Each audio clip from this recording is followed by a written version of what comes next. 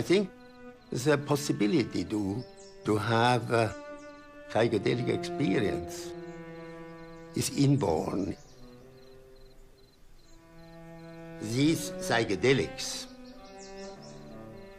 very similar compounds are in our brain. And all the compounds which you find in the plant kingdom, only the psychedelics are so closely related chemically to these brain factors, which we already have. We speak about the paradise of childhood. When I have the vision and a beautiful experience as a child, it is no wonder, because we have these compounds already in our brain.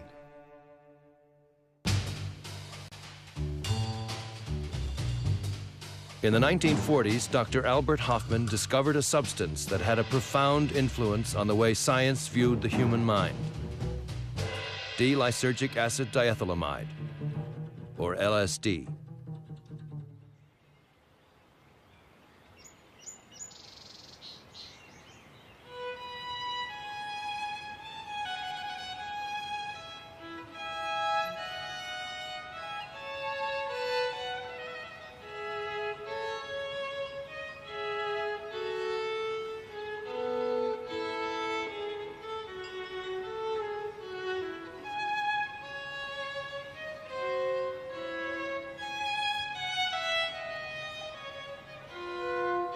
I feel very indebted to Albert Hofmann for inventing LSD.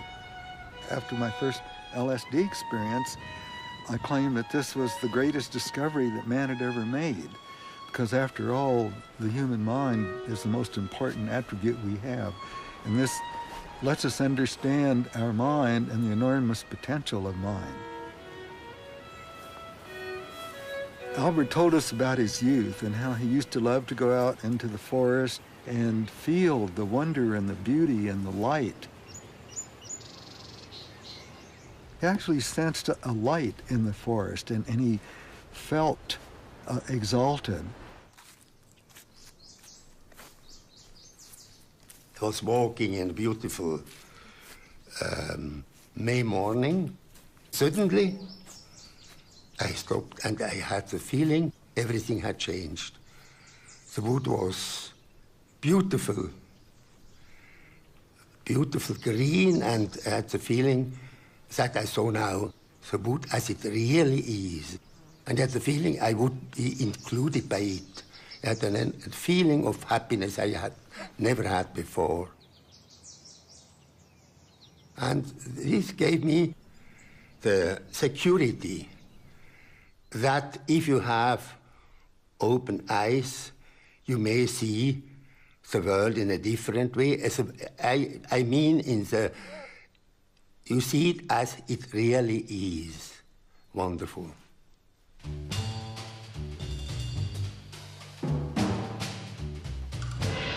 (1943). War rages across Europe. In the neutral confines of Switzerland, chemist Albert Hofmann is hard at work at the Sandoz Pharmaceutical Company's Basel laboratory. While searching for a cure for migraine headaches, Hofmann accidentally ingests a minute amount of an experimental substance that would change both his life and the world, LSD-25. Many would come to view it as a spiritual antidote to the atom bomb. Before the decade is over, Sandoz has sent Hofmann's discovery to researchers and psychiatrists all over the world for testing. Research projects spring up in such places as Canada, the US, England, and Czechoslovakia.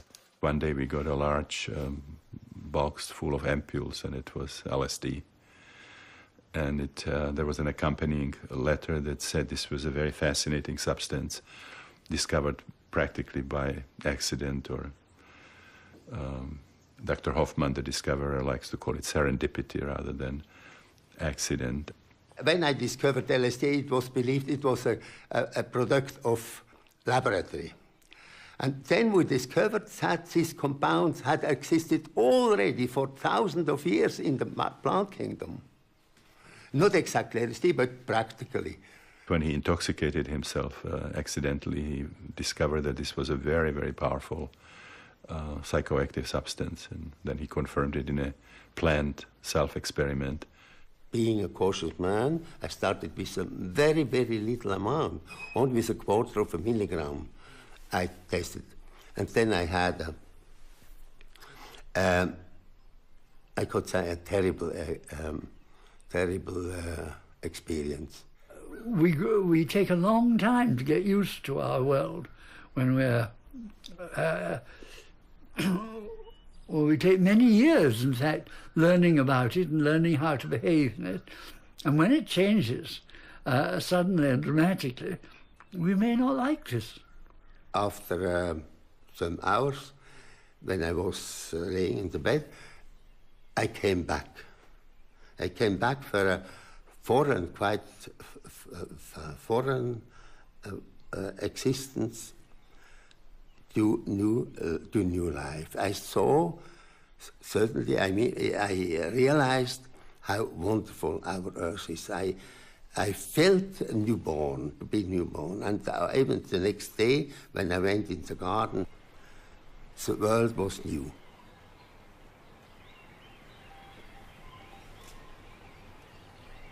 Just what is LSD and what does it do? The effect is somewhat like looking through a microscope. Suddenly, when you look through a microscope, you discover that there's an invisible world around you that you hadn't known about before you did it. The same thing is true with a psychedelic drug. You're aware of processes that are going on inside your own brain. You're aware of the exchange of energies that are going on between your sense organs and the energies around them that you weren't aware of before. Generally, you have no hallucinations with LSD. Hallucination is if you see something which does not exist. Just. But under LSD, you see things which are transformed, and comes. It is a different view, a different experience of our existence. The very fact your senses change means that you're faced with a lot of new and quite unfamiliar problems. I mean, you suddenly become aware of the textures and colours. All these things suddenly become immensely important. For myself, these experiences have been most strange, most awesome, and in their own way, amongst the most beautiful in my life. A sense of special significance began to invest everything. Everything was brilliantly sharp and significant. If I fixed my attention on a flower, I felt that I could spend all day in contemplating it. Phrases such as, "I've seen with the eye of the world," "the eye of the newborn and the new dead," sprang to my tongue, apparently without construction. A plain wooden chair was invested with a chairiness no chair had ever for me before. One begins to see significance in things that you didn't see before. Many people become aware of a quite different world.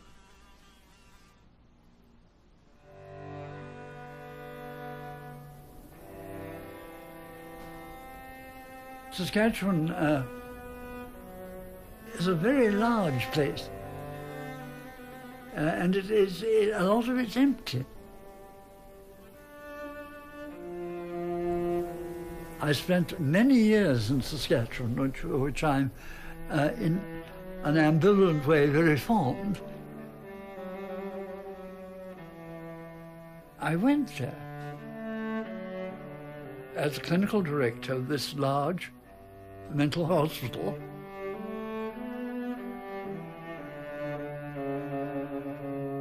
I enjoyed the distant days in Saskatchewan.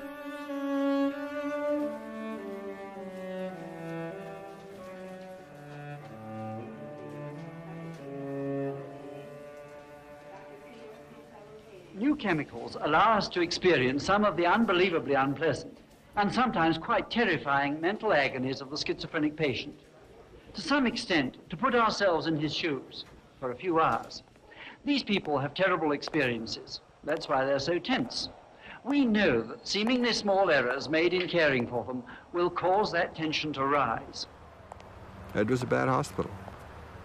Every time you went there, you were surrounded by people who were yelling and shouting and gesticulating and making all sorts of noise. And they were very sick, unhappy people. On the grounds at night, there was always shrieking and crying and screaming. You could hear it all over the place. Terrible place. It really was. We found ourselves landed with this decrepit hospital and a demoralized staff. As it turned out, they were a lot better than many people believed. They were decent and humane prairie people, and they did a very good job. Dr. Abraham Hoffer, biochemist and psychiatrist, heads our research team at the University Hospital in Saskatoon.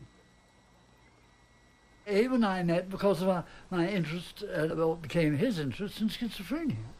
He was an admirable chap to work with. He's a prairie born, and the other very important point was a lot of things that he was tremendously helpful to me, because my old predecessor would say, he said, you don't understand the Canadians of the prairies. And having got Abe as a reference point, I was able to prove many astounding refutations of this.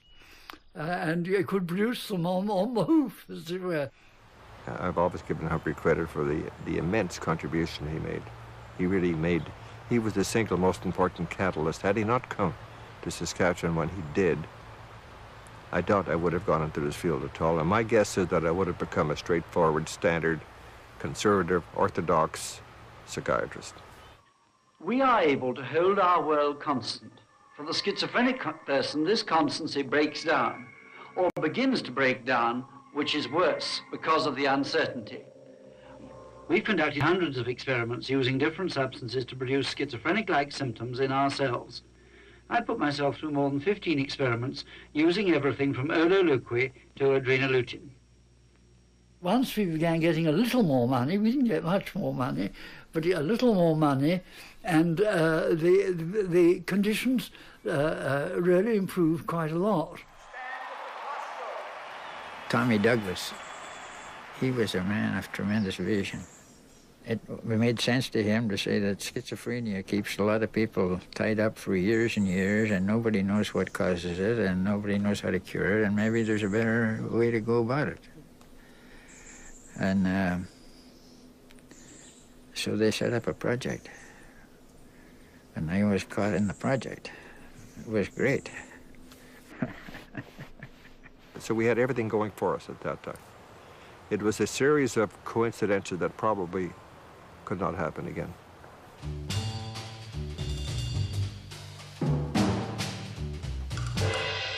By the mid-1950s, LSD research was being published in medical and academic journals all over the world. It showed potential benefits in the treatment of alcoholism, drug addiction, and other mental illnesses. Some psychiatrists and other mental health workers began taking it themselves in order to experience greater empathy with their schizophrenic patients.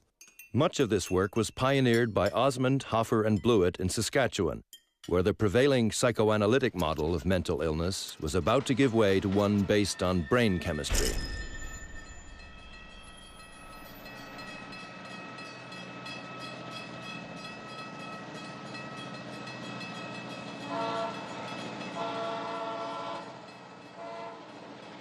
Dr. Humphrey Osmond, it was him that first said that when you're working with LSD, you have to start with yourself. And you should, to put yourself forward as knowing something about LSD until you'd taken it was almost criminal. And he sort of laid down the ground rules of research with LSD in the province, and they were very sound. This is compared to the research that was carried out in other centers. This Saskatchewan was miles ahead of the pack. In Saskatchewan, and cooperating with scientists all over the world, we've been working to prove a theory we think is sound. We decided to use these drugs to see if we could get inside the skin of a schizophrenic patient. to see if this might give us a clue as to how we might better treat them. I was simply interested in seeing what this was the experience our patients had, what it was like. And it was a great surprise to me. LSD really changed our thinking. And it had the following major changes, that once we had taken the LSD, we became much more aware of what was happening to the schizophrenic patient. And it also had the effect of taking the patient's accounts of their experience very seriously, which you don't necessarily do if you hear them every day and they're always much the same. You don't really think about what's it like for that particular person. Dr. Hoffer, you've used it in treating alcoholism.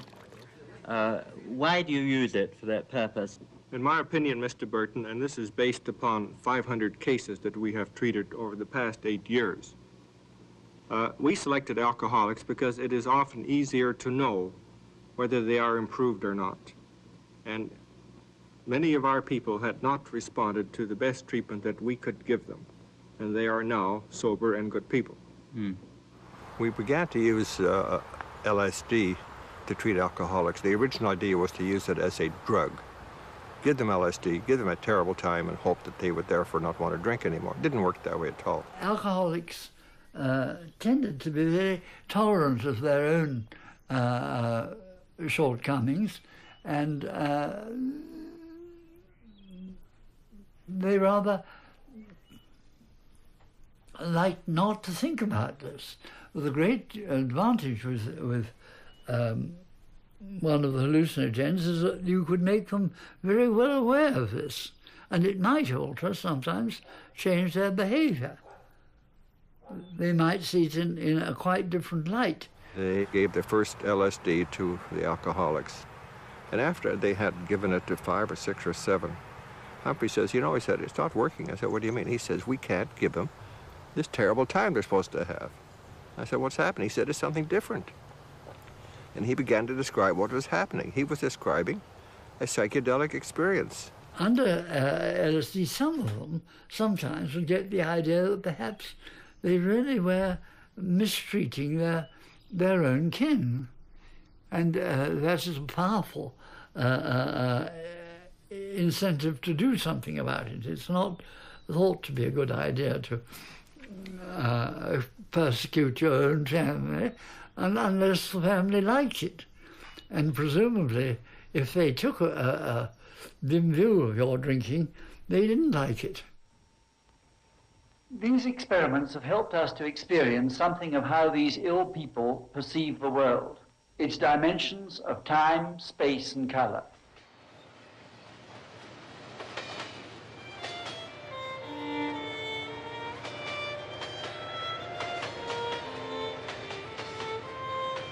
Humphrey gave me LSD, and I learned the secret of his success.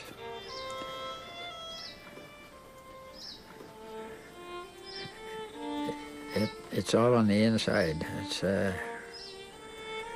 just looking for you.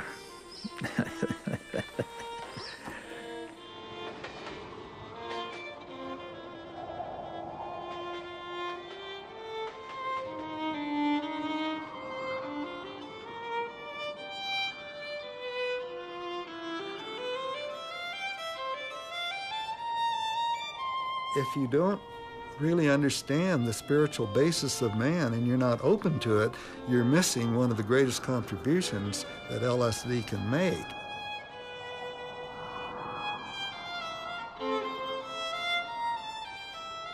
Well, Hubbard came along and demonstrated a whole new way of using it based on spiritual realization.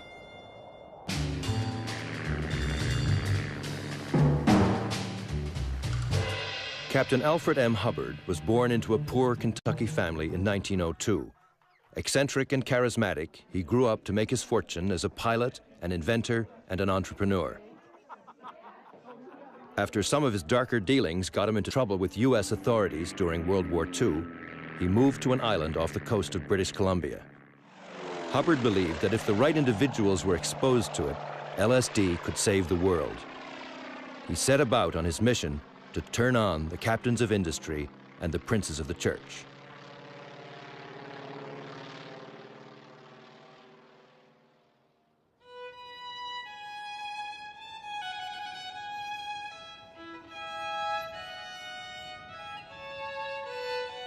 In a good LSD experience, what happens that as you resolve your inner conflicts and the loads and the barriers that have developed, and you begin to reach down into the depths of your own being, you see more and more levels of being, more and more levels of understanding.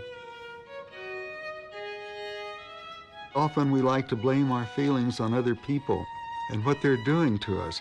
But if I feel it, it's my feeling, and I have produced it, and I'm the only one that can resolve it. And fortunately, these substances allow you to see and recognize this and resolve it.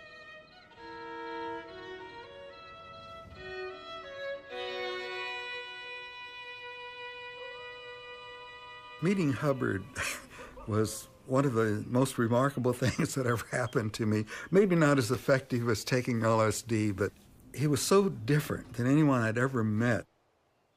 But the thing about him that was also very different was he radiated an energy that I could feel.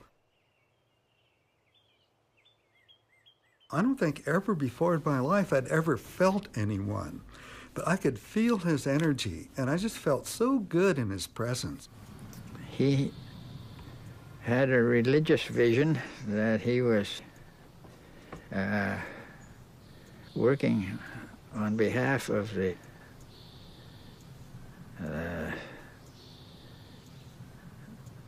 Virgin Mother and giving people the key to the religious universe, you know.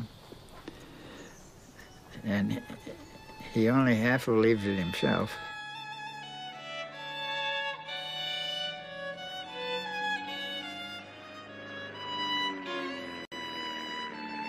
But he was the most unlikely man to be on a religious mission that you could possibly imagine.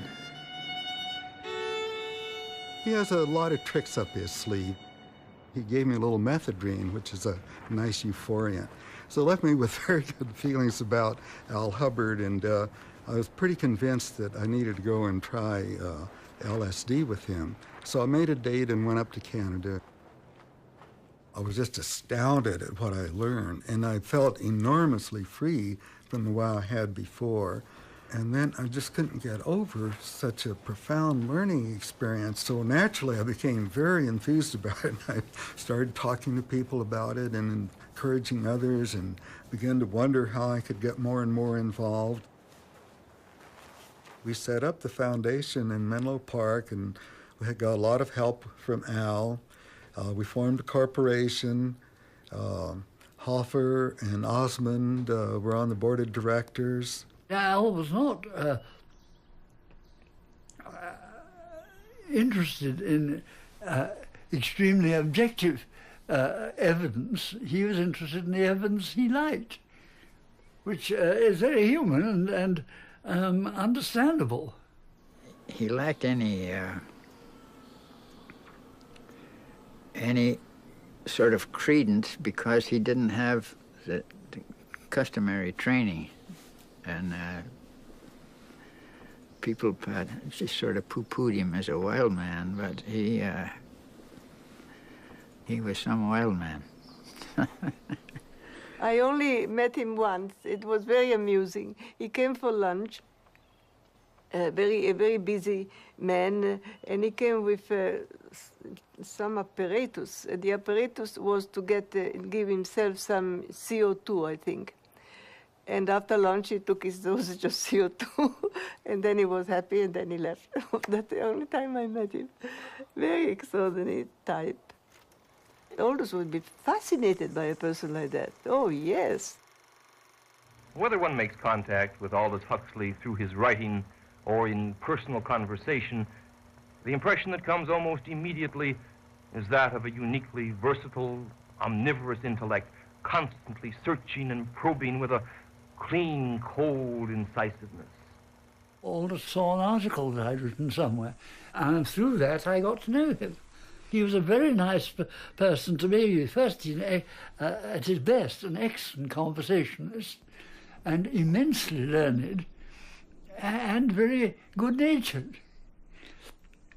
And of course, he was practically no subject. He didn't know a lot more about it than I did, so I was very impressed by this.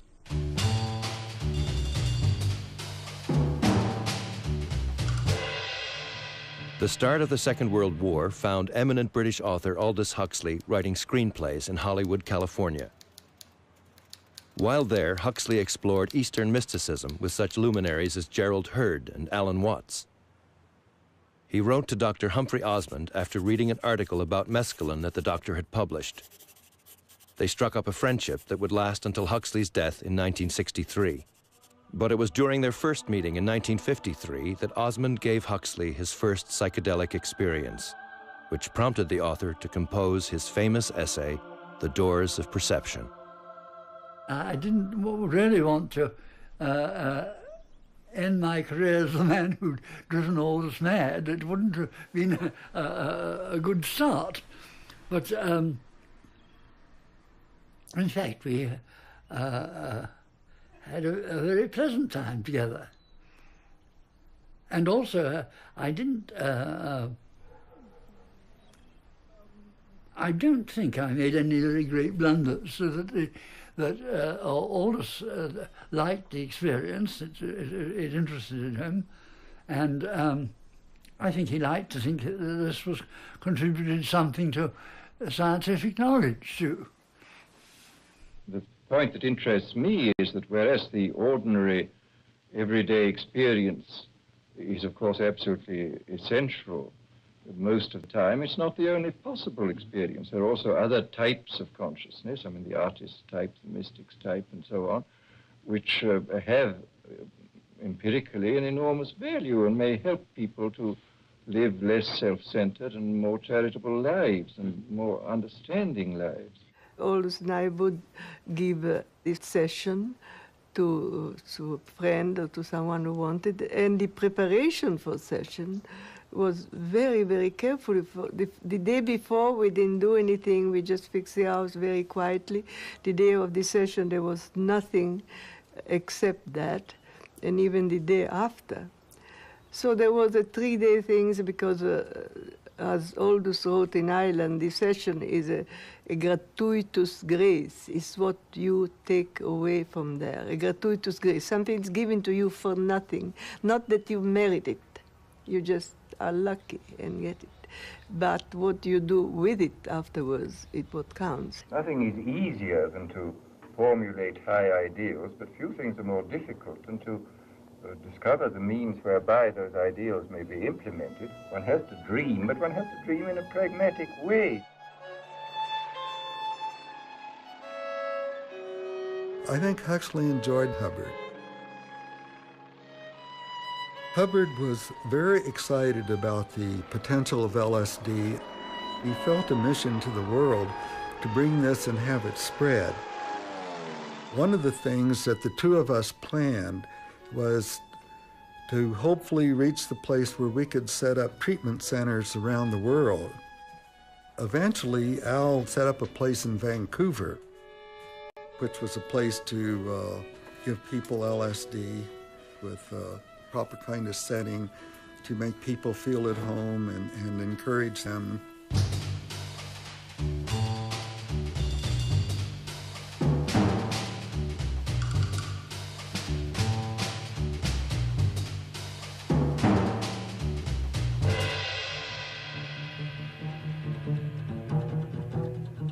When the person was accepted to go through the program, he was given an outline to write his history, what problems he had, if he had any health problems, what was the relationship with his parents, what was his childhood like. So then they came to the session and some introductory remarks were made. The importance, for example, of just releasing to the experience and knowing that they had help and could ask questions. And then they were administered LSD. And then we would lie them down on the couch. We'd put headphones on them and encourage an internal journey. And then we would put on music. And we would keep playing the music. And usually it's been the first 2, 3, maybe even 4 hours there. And that's what we wanted, for them to go deeply into themselves and explore. Of course, we were taking notes, and we had a tape recorder so that everything that was said was recorded. Can I come up for a minute? Certainly, David. So then after 4, maybe 5 hours, they would feel like coming out and sitting up, so we began to talk. That was magnificent. We would show them pictures of the family so that they could look at them and spend time with them, which is probably the most important part of the session for people who were there for therapeutic reasons. Hubbard was very ingenious at working out things that promoted the effectiveness of the LSD experience. One of them he came up with was the strobe, and he found that if the strobe light, if you get it pretty close to the alpha rhythm, produced a very weird effects. It does anyway as a natural strobe. When you combine that with LSD, it's really very remarkable.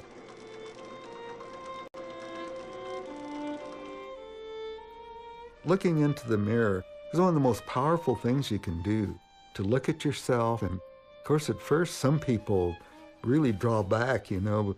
I've seen people even frightened at the image of their mirror, but we encourage them, just look, just accept it.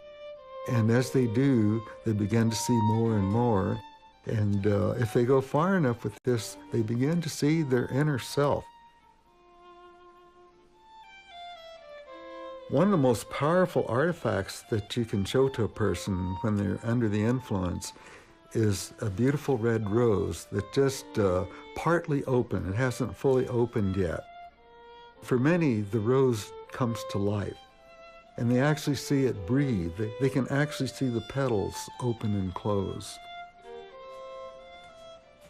We would always have arranged for a sitter to take them home, and the sitter would take them home and sit with them until they went to sleep. People had a sense of being dropped. They came for a few times afterwards, and then we didn't see them anymore, and we paid such close attention to them ahead of time that they felt sort of neglected. There were several people who'd gone through the process who were sort of typical leader types, and they formed groups so that people could join one of the groups, and they would go to the group, say, once a week, and they'd share experiences with each other. My feeling was in this that if you're sort of looking for paradise after this experience, you begin to realize that it's right here, wherever you happen to be, like where we're sitting. You make your own heaven and hell.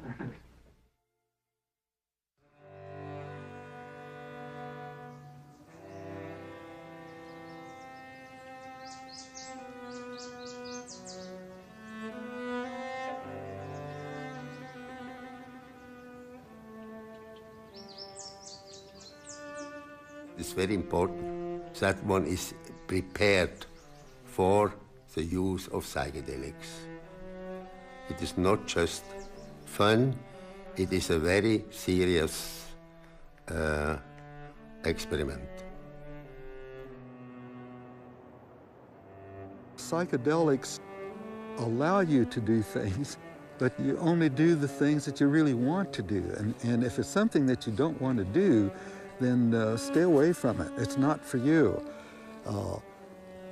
So intention is the bottom line. As a matter of fact, I think intention is the bottom line in life anyway, for all of us at any time. When you think about ritual, traditional ritual ceremony, that's just the purpose of intentional use of arranging the set and the setting. It's not that ritual per se has any value, but it has value depending on the intention and the set and the setting that's behind it. Set is what you bring to the experience. You bring your life experience, you bring your memories, you bring your unconscious material, you bring your aspirations. Some people may have a much better set and sail very smoothly through these experiences. Others may have very difficult sets and may have to work harder and maybe be a lot more uncomfortable before they get things resolved. Setting is also important, and setting is the place where you have the experience. It's your surroundings, it's your companions, and these things are very important. The approach to give a LSD session was extraordinarily thought out, careful, respectful, loving, and it's also self-effacing. Because the most difficult thing if you are a guide is not to have opinion, to let the person give whatever he feels, whatever he sees. And so it was completely different from what happened 4 years later, where that was given in its street, and it was very upsetting.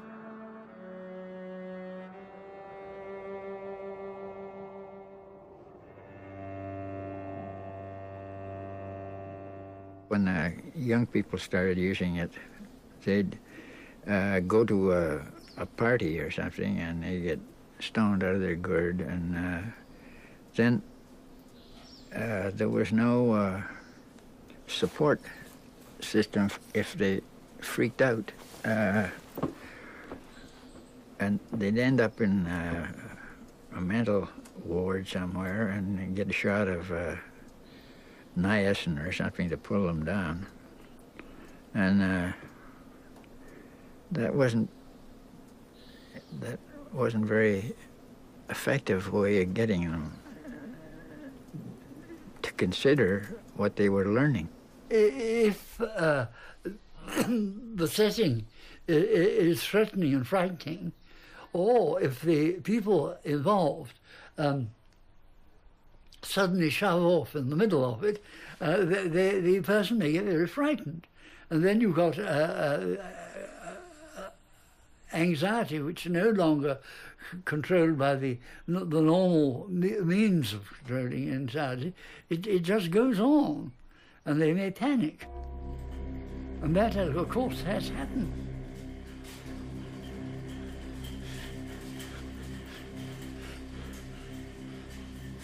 There were places in Canada where they tied people in bed to give them LSD.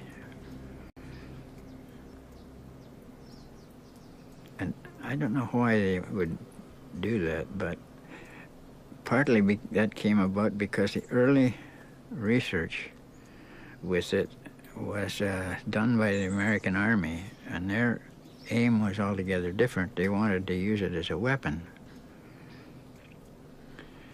And when you start from the weapons approach,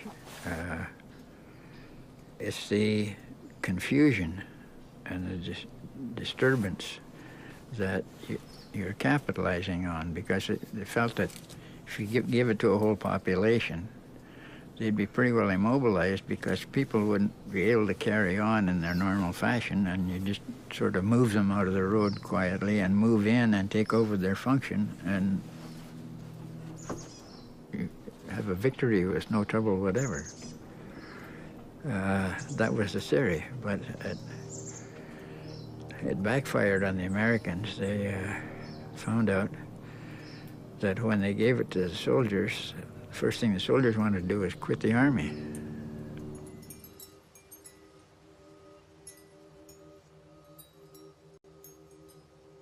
We teach the science and art of ecstasy.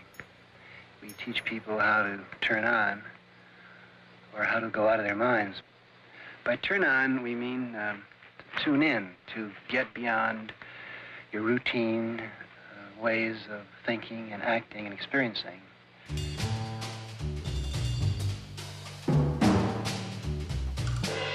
In 1961, two of Harvard University's best and brightest minds discovered psilocybin and LSD. Richard Alpert, who later changed his name to Ram Dass, and Timothy Leary, along with graduate student Ralph Metzner, began doing psychedelic research on a wide scale, conducting projects with religious leaders and prison communities, among others. Harvard's administration eventually grew uncomfortable with the amount of media attention Leary was receiving and canceled the project. Leary, Alpert, and Metzner moved first to Mexico and then to upstate New York to continue working with these substances. We were like middle-class academics, and our role, I think, in retrospect, was to try to find some way that the professional middle-class world of psychologists, psychotherapists, and so forth could accommodate these experiences. And we tried it within the university setting, and it worked for a while, and certain experiments were done, and we carried out the experiments, and we published articles in the journal, and then after a while it was no longer possible to do that there. Then we experimented with other settings. We had this LSD training center in Zihuatanejo in Mexico, where we said, well, let's go into a, where we're freed from the usual constraints, but we still have the structure. We just want to explore these potentials of these in a serious way. It was not just an ongoing drug party, and it was planned. It was attention paid to certain settings and so forth. But then that also proved to be not viable. We didn't have the right political support. It's just a tendency for these substances to become sensationalized. We often say that we're teaching people how to use their head. The point is that in order to use your head, you have to go out of your mind. You have to go out of all of the static, symbolic ways in which you think, experience. Tim Leary, from my perspective, sort of created more problems. I don't think it was he certainly popularized LSD and, incited a lot of people to experiment, but he did not really give fair information. He was talking about LSD, as a substance that makes trillions of your cells singing the song of liberation. Didn't tell people about the dangers, that before you go to heaven, you might go to hell. Or if you don't do it right, you might stay there. Mainly, Timothy was a really brilliant entrepreneur of notions. And on that, he was at his best, very good. Unfortunately, he didn't necessarily always get very good notions. I have much more respect myself for Ramdas. They were, colleagues, professors at Harvard, but the direction he took towards the spiritual philosophies in India and his sort of following was his, really very serious spiritual practice.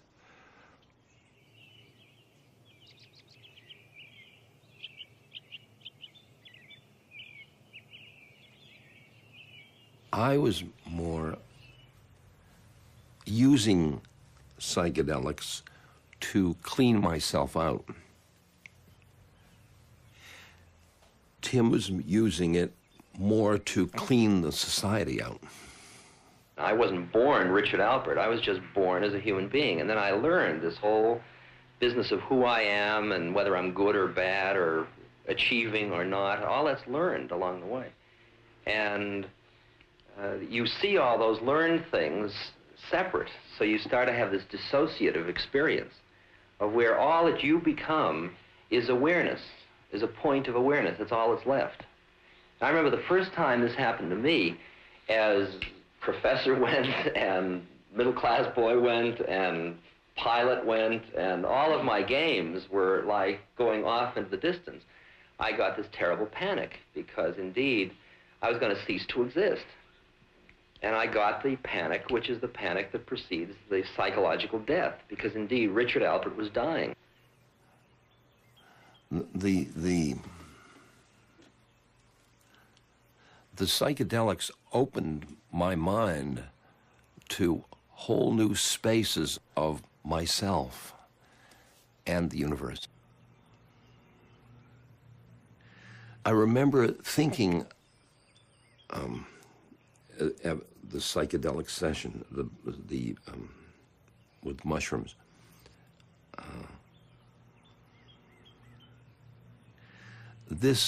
What I'm experiencing now is home. It's a side of me that I never experienced through psychology.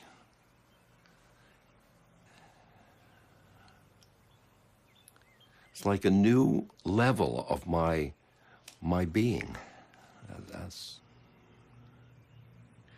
And I got so excited.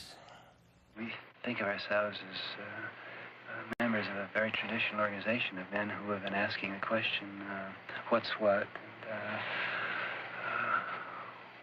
who is man, and what is this energy process all about? Larry didn't think the institutions could possibly work. They're too encrusted. They were not open-minded. So therefore, he had to carry out this plan that they had engineered. And I said, I don't think you can change except through our institutions. So he said, all right. He says, I'll shake them up, but you stick with the institutions and see if you can get it accepted in that way. I think we have to see that the people who have broken out of their culture, the seers and the prophets, are essentially right, and that unless we follow their advice and follow it awfully quickly, we're going to be making an appalling havoc and mess of our world. Aldous was, telling us to keep psychedelics quiet. And Timothy, he was like a wild adolescent. Aldous certainly felt that it should be reserved for people who want to do it, since it's rather arduous at times. And Timothy, I think, his sort of populist approach was much on the fact that it was what he wanted to do. What he did was he put his head down and he charged the American Medical Association head on. Bang! And the American Medical Association is more powerful than Timothy Leary, and they hounded him till his grave. But he had more effect than they did. His role was to popularize it. And at the end, it became impossible for those of us in research to use it. But it became easy for anyone else on the street to use it. That's what Larry did. By the mid-1960s, LSD was a household word. It became synonymous with the counterculture and was blamed for the unrest caused by the civil rights movement, the women's movement, the ecology movement, and the rising tide of protest against the war in Vietnam. The USA banned LSD and pressured other countries to do the same. This has resulted in a situation in which LSD continues to be available on the black market, while legitimate researchers are forbidden to experiment with the substance. The supposed ban didn't work. LSD, or rather similar substances, are spread wide over the world, and people are very ingenious. I mean, they discover how to find out how to make things like this. Some of them, what they make, are dangerous and unpleasant, but that doesn't really worry the inventors very much. I have tremendous respect for psychedelics as a tool. I have seen what they have done on the positive side. I also know the risk. I know what they can do if they are not properly used. And the more powerful the tool, the more powerful potential on both sides. There are many, many ways of inducing these experiences other than substances. Although there are shamans who use psychedelic plants, and many shamans just use non-drug methods like fasting, dehydration, sleep deprivation, or the Native Americans going on a vision quest in the mountains. Some cultures use even extreme pain, physical pain. Then, of course, dancing, chanting. There's certain specific musical instruments like drumming, rattles, bells and so on. And of course, the different spiritual practices. And now we have powerful experiential psychotherapies, the rebirthing, primal therapy, the breath work, they all can induce these non-ordinary states. Why is it that Native Americans are able to use peyote legally, and yet the larger white culture is unable to was unable to develop a format, was unable to develop in religion, in psychiatry or medicine, or even or recreationally or in any other way? When you look at the peyote experience, it's a church, it's a religion, it's also healing. It helps them with actual medicine, and for example, in treatment of alcoholism. It's also psychotherapeutic. It's an integrated experience. The real legitimate use is spiritual practice. If you really look carefully at what these substances are, that is really the place where they should be developed. It should not be in the hands of doctors. The doctors don't really understand. Some of them may think that it will work out well for therapy, but I think there are far more psychiatrists threatened by it than there are those who recognize it as a valuable tool. I suspect the best thing we can do would be to ritualize this.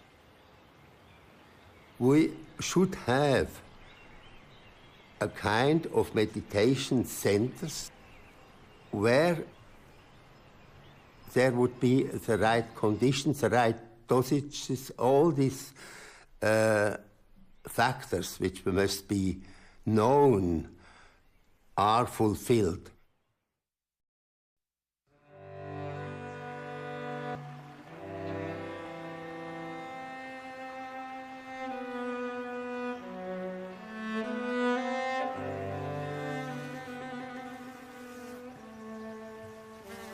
We do want to expand our consciousness. We alter our consciousness all the time. We cycle through waking and dreaming and sleeping. It's natural. Consciousness naturally varies. I mean, I took a consciousness expanding drug this morning. I had a cup of coffee. That was a psychoactive. That got my brain going. Probably most people do that.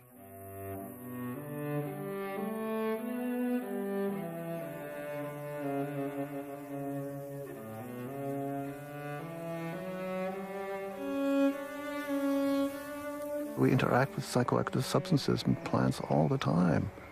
And the point is to do it in a conscious way, in a discriminating way, in a purposive way, to choose it. LSD, it's got me to see my stroke in a different way. And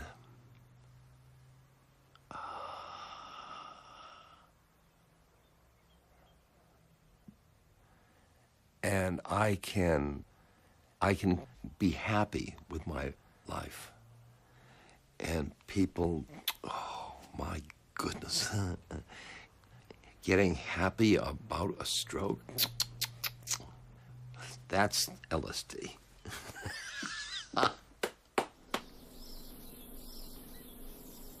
There are still people who are violently opposed to psychedelics. Very few of them have ever tried psychedelics. And 99% of the opposition to them comes from people who are completely ignorant of their effects. But whether it'll change remarkably in the next while, it's hard to say. Some things take years and years and years as they finally find the right solution. And I am convinced LSD will find the place it needs in the human culture.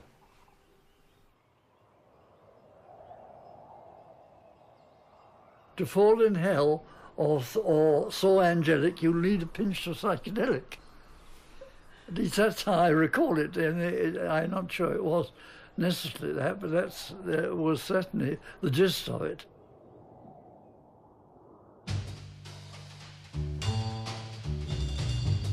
To fall in hell or so angelic,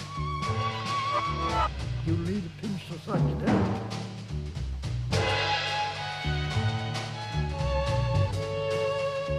Ritualize this.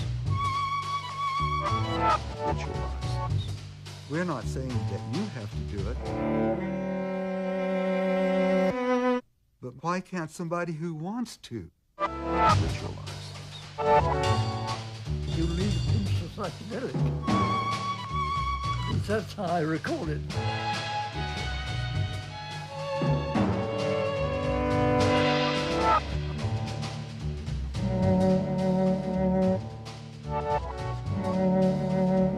Why can't somebody who wants to? You see it as it really is. Wonderful. That's certainly the gist of it.